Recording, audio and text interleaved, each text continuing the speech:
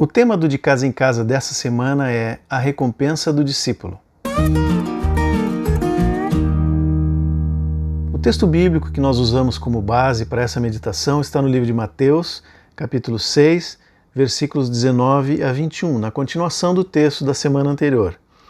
Ele diz o seguinte: Não acumulem tesouro sobre a terra, onde as traças e a ferrugem corroem, e onde ladrões escavam e roubam, mas ajuntem tesouros nos céus, onde as traças e a ferrugem não corroem, e onde ladrões não escavam nem roubam. Porque onde estiver o seu tesouro, aí estará também o seu coração.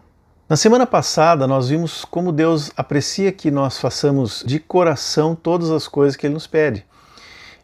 Inclusive quando nós demonstramos o amor do Senhor pelas pessoas, sendo nós mesmos instrumentos da manifestação desse amor através de dar o nosso tempo, atenção e até mesmo suprir as necessidades das pessoas. Mas Ele espera que nós façamos isso sem aguardar alguma coisa em troca, nem mesmo o reconhecimento dessas pessoas que são beneficiadas. E isso não é uma coisa muito fácil para nós.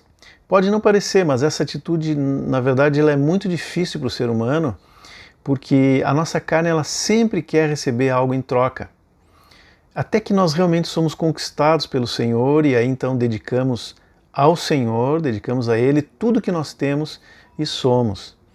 E então, esse Pai amoroso, bondoso, que é o nosso Deus, o nosso Pai celestial, Ele, mesmo sabendo que nós não esperamos nada em troca, Ele tem prazer de nos recompensar.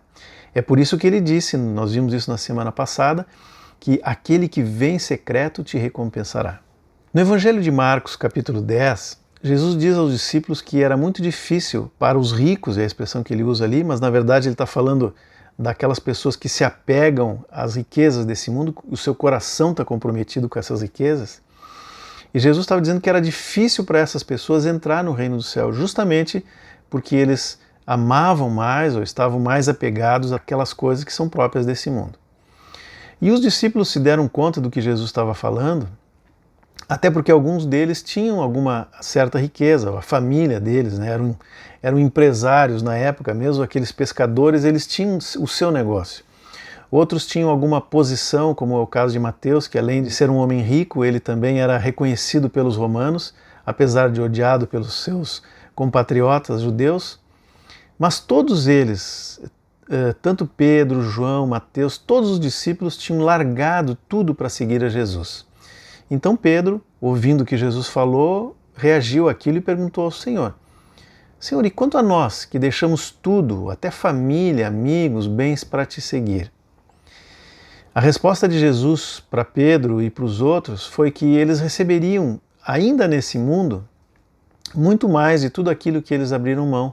Especialmente em irmãos e irmãs, quando Jesus disse que vocês vão ter muitas casas, Ele não estava se referindo a propriedades, mas uma família ou muitas famílias que compõem essa grande família de Deus. E até bens.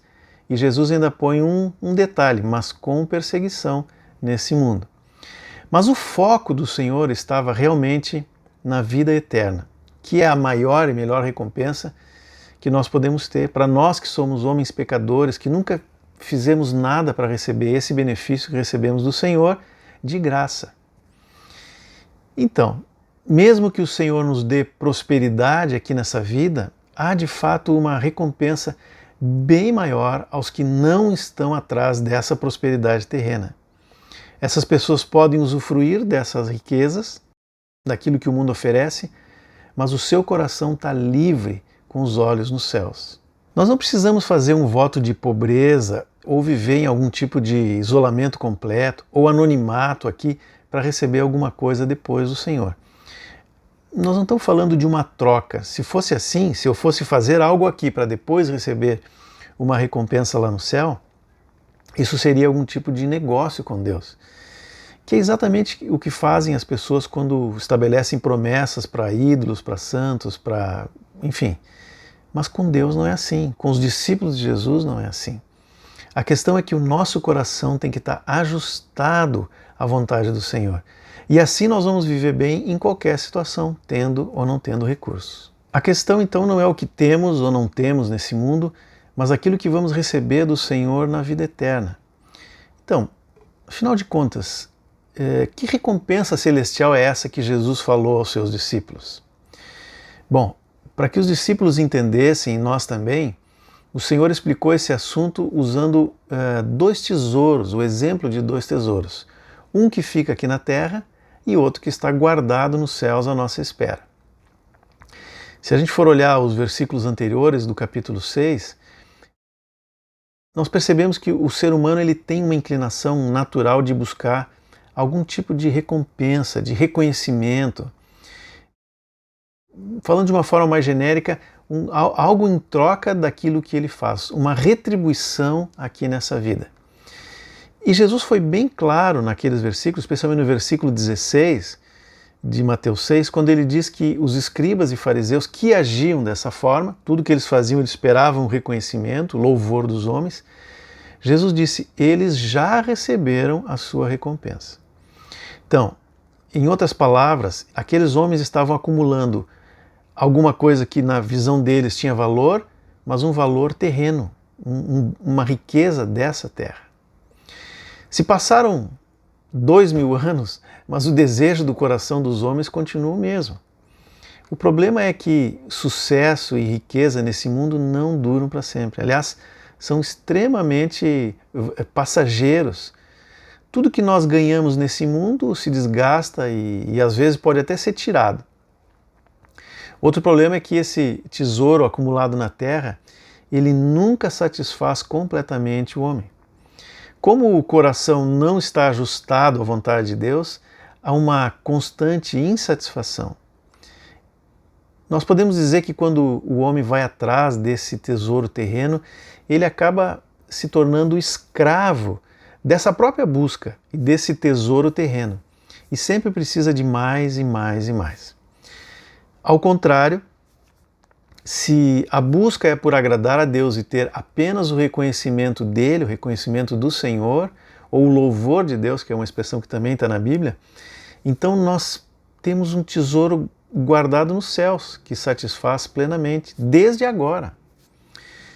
Jesus não explica muito sobre essa recompensa, mas uma coisa fica clara. Esse tesouro é eterno e não se desgasta, não se corrompe, que é a expressão que está nos versículos que nós lemos. Outro lugar da palavra que fala sobre isso é quando Paulo escreve aos Coríntios, dizendo que os atletas do mundo, eles se dedicam bastante em tudo que fazem para alcançar uma coroa que logo vai ser esquecida. E se nós formos olhar na história, nós vamos descobrir que aquela coroa não era nem feita de ouro, era uma coroa feita de plantas, de flores.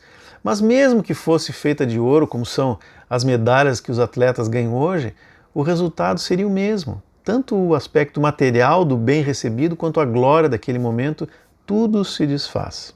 Nós, porém, temos a promessa de receber uma coroa incorruptível, uma recompensa eterna, sem fim, perfeita, completa, diante do Senhor. Então, irmãos, mais uma vez nós somos levados a avaliar o nosso coração. É como se o Senhor Jesus perguntasse a cada um de nós individualmente a pergunta que fez ali no livro de Mateus. Onde está o teu coração? Para termos essa resposta, nós precisamos procurar, como o Senhor disse ali no livro de Mateus, aonde está o nosso tesouro. Ou seja, quais são as coisas para as quais nós damos maior valor.